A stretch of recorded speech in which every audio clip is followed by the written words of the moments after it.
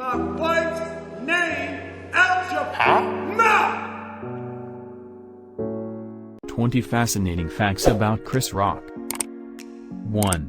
Christopher Julius Rock was born on February 7, 1965, in Andrews, South Carolina. 2. Mother Rosalie was a teacher and social worker, and father Julius Rock, who died in 1989, drove a newspaper delivery truck, and Rock has credited both parents for his work ethic. 3. He sensed at a very young age that he might have a gift for comedy.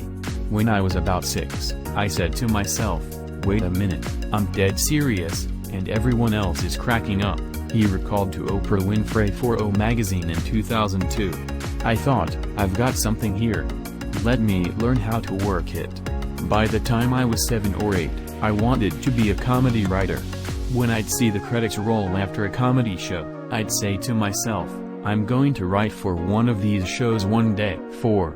He's the eldest of 7 children. His 5 brothers are Andre, Tony, Brian, Kenny, and Jordan, and his sister is Andy. An older half-brother, Charles, passed away in 2006. 5. The family moved to New York, and Rock grew up in the Bedford-Stuyvesant neighborhood of Brooklyn. 6. Rock was bused from his largely neighborhood to an all-white school in Gerritsen Beach, in South Brooklyn, where he was picked on regularly. 7. Everybody Hates Chris, starring Tyler James Williams and co-created, executive produced and narrated by Rock, was loosely based on his own boyhood adventures growing up in Bed-Stuy. 8. He dropped out of high school in 10th grade and earned his GED. 9. Rock studied broadcast journalism for a year at a community college, because, he told Winfrey, "Though part of me had always wanted to be a comedian, another part of me had always wanted to be Bryant Gumbel or Dan Rather." 10. His early jobs included hospital orderly and busboy at a Red Lobster. When he first started making money as a comedian, he told Winfrey, "In the beginning, it really just meant I could buy more food. I swear to you, I was like, wow, I can get 2 slices now."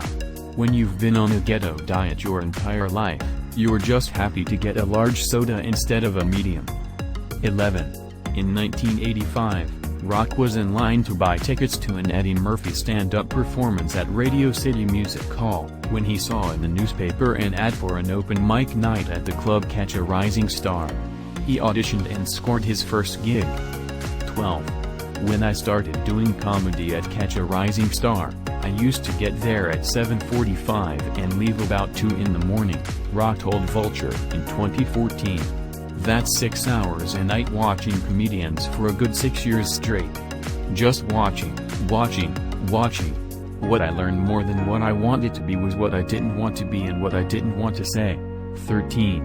In around 1986, Rock was at the comic strip in New York, where he helped stack shares in exchange for late-night stage time, when his idol Murphy came in one night and the club manager introduced them.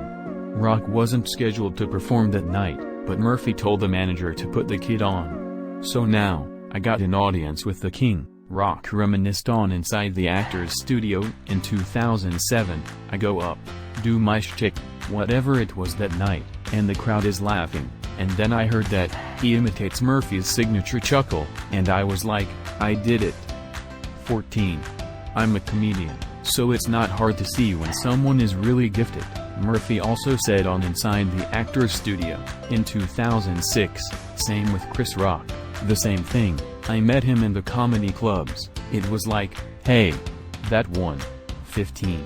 Rock earned $600 for his first credited movie appearance, his scene-stealing turn as valet Parker in 1987's Beverly Hills Cop II. Yo, what the FK is up, man, check this out, I get $10 for cars, I get $20 for limos, what the hell is this? He inquires when Murphy's Axel Foley rolled up to the Playboy Mansion in a cement truck. My truck. Here's $50, put it next to a limo. 16. His turn as a one-rib craving customer in I'm Gonna Get You Sucker led to his first appearance on the Arsenio Hall show, which caught the attention of Saturday Night Live creator Lorne Michaels. 17. Rock spent 3 unremarkable for him seasons on SNL, from 1990 to 1993, and has had many laughs about it in hindsight. 18. In March 2019, he joined longtime friend Adam Sandler, who was hosting that night, to joke about how they were both fired. "I was fired by NBC," Rock sang. "I went on in living color. 3 weeks later they took it off TV." 19. Rock has hosted SNL twice, in 1996 and 2014, and had a dozen cameos, including when Dave Chappelle hosted the first episode after the 2016 election, and in December 2019, when Eddie Murphy hosted for the first time ever since leaving the cast in 1984. 20. Rock has pinpointed the lowest point of his career as the night, about a year after he left SNL, when his opening act, up-and-comer Martin Lawrence, stole the show out from under him in Chicago. "When I got there I realized it wasn't a fight, it was people laughing so hard that the building was shaking," he recalled to Judd Apatow for Vanity Fair in 2012. "People were crying, standing, stomping their feet, screaming laughter. I was terrified. It was like watching somebody f-king your wife with a bigger dick."